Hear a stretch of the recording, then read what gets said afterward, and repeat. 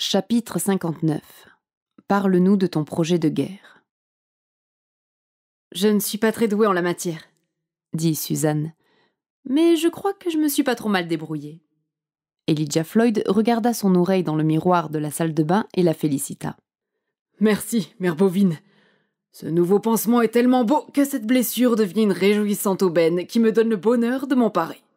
Il s'efforçait de plaisanter pour desserrer l'oppression qui l'étouffait. Que faire à présent que je sais? Fallait-il dénoncer les crimes de Bélisa? Ils en avaient discuté tous les trois, mais ils avaient bien conscience que la décision lui appartenait. Lucien et Suzanne avaient du mal à se prononcer. Il ressortait de leurs échanges qu'il y avait des raisons pour et d'autres contre. Pour prévenir les éventuels prochains meurtres. Contre. Bélisa avait des circonstances atténuantes qui ne seraient certainement pas prises en compte. Sans doute la tuerait-on. Après avoir écouté son histoire, tous les trois pensaient la même chose. En considération de tout ce que l'espèce humaine leur avait fait, l'idée de la trahir devenait insupportable. Suzanne et le colonel retournèrent dans la salle à manger où Lucien tournait autour de la table en travaillant activement à l'ablation de son pouce gauche, par un procédé de rognage qu'il maîtrisait depuis des années. Il était 21h30. La faim se faisant sentir dans les trois estomacs. Ils se rassirent face aux pâtes à la bolognaise, qu'ils avaient dû abandonner à cause de la visite inopinée. Dès le début du repas, la décision fut prise d'interroger Bélisa, pour en savoir plus au sujet de ses intentions guerrières. Le colonel Maupensa. « Bélisa, nous souhaitons te questionner. »« Je suis à votre disposition. »« Parle-nous de ton projet de guerre, s'il te plaît, et en particulier de ce que tu attends de nous à ce sujet. »« Je ne refuserai bien sûr pas l'aide de vous trois, mais c'est surtout sur toi que je compte pour cela. C'est toi le militaire.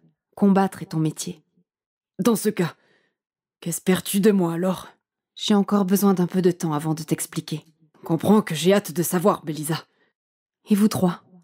Comprenez que vous êtes un gros problème, vous les homo sapiens. La biomasse de l'espèce humaine, ajoutée à celle de ses esclaves bovins, ovins et porcins, est 25 fois plus grande que celle des mammifères sauvages. Autrement dit, la biomasse des mammifères sauvages ne fait que 4% de l'ensemble de tous les mammifères du monde. Voilà ce que vos congénères ont fait du monde. » Ils reconnurent avec une lourde culpabilité que c'était effectivement une situation dramatique. Après une pause destinée à leur laisser le temps d'intégrer ces informations, Bélisa reprit. « Dans un premier temps, supposons que mon souhait le plus cher soit d'éteindre toute vie humaine. J'aimerais vos trois avis. Me condamneriez-vous ou me comprendriez-vous ? » ?»« Moi, je ne te condamne pas, » répondit Suzanne. « Pour autant, je n'approuve pas l'idée d'éteindre toute vie humaine. »« Pareil, » maupensa Lucien. « Moi de même, » ajouta Elijah. « D'accord. J'ai une seconde question. Pour celle-là, j'aimerais également vos trois réponses. Si mes jours étaient en danger, par exemple, si l'armée venait à découvrir ce qu'elle ignore encore me concernant et qu'elle décidait de me tuer par mesure de précaution, tenteriez-vous tout votre possible pour me sauver ? » ?»« Réponse facile et lâche, » maupensa Lucien. « Mais je ne pourrais rien faire contre l'armée. »« C'est l'intention qui compte, » insista Bélisa. « J'ai dit tout votre possible. »« Dans ce cas, je pense que oui, » affirma Lucien. « Certainement également, » assura la psychiatre. « J'ai conscience que je te le dois. Je te le dois personnellement pour l'expérience bovine qui m'a énormément enrichi. Et je te le dois en plus en tant que membre de cette espèce humaine qui t'a fait tant de mal. » Suzanne et Lucien firent savoir qu'ils plussoyaient à cette déclaration. « Moi aussi, j'aimerais te demander quelque chose, » maupensa Suzanne. « Pourquoi as-tu décidé de t'appeler Bélisa ? Je suis très intimidée à l'idée de le dire. Mais je m'étais promis que si la question m'était posée une fois de plus, j'y répondrais. » Leur curiosité fut aiguisée par cette introduction. La gorille poursuivit. « Bélisa est l'anagramme d'Isabelle, la compagne de Lucien. C'est le premier humain que j'ai lu. Et j'ai su qu'il était une bonne personne.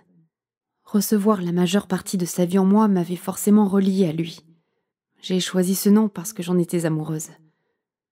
J'étais très jalouse de toutes celles qui l'approchaient.